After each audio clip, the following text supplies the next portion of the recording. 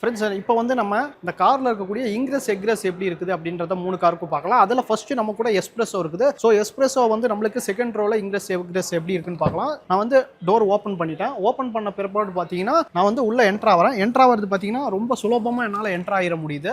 So ரொம்ப strain பண்ணிலாம் நான் உள்ளே வரணும் அப்படிங்கிற அவசியமே இல்லை. ரொம்ப ஈஸியாக உள்ளே வந்தேன், உட்காந்துட்டேன். ஸோ நீ ரூம் பொறுத்தவரையில் பார்த்தீங்கன்னா ஒரு டீசெண்டான நீ ரூம் இருக்குது. அதே எனக்கு வந்து ஹெட் ரூம் பார்த்தீங்க அப்படின்னா நல்ல ஹெட் ரூம் இருக்குது. எனக்கு ஹைட் பாருங்கள், நான் வந்து ஒரு 5.5 இருப்பேன். என்னை விட ஹைட்டாக இருக்கவங்க கூட பார்த்தீங்கன்னா உட்காந்தாங்கன்னா ஹெட் ரூம் நல்லா கிளியர் பண்ணுற அளவுக்கு இந்த ஹைட் வந்து இருக்குது.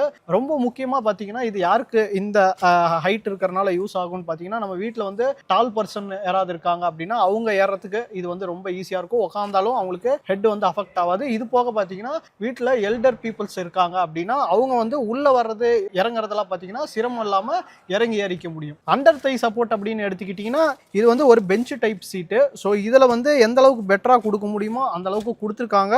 பட் இருந்தாலும் கூட அண்டர் தை சப்போர்ட் வந்து கொஞ்சம் கம்மியாக தான் இருக்குது. இங்கிரஸை பொறுத்தவரையில் இந்த காரில் ஓகே. இப்போ எக்ரஸ் எப்படி இருக்குது அப்படிங்கிறத பார்க்கலாம். எக்ரஸும் ரொம்ப ஈஸியாக பாருங்க, நான் வந்து வெளியில் வந்துட்டேன். ஸோ இங்கிரஸ் எக்ரஸ் ரெண்டுமே ஓகே தான்.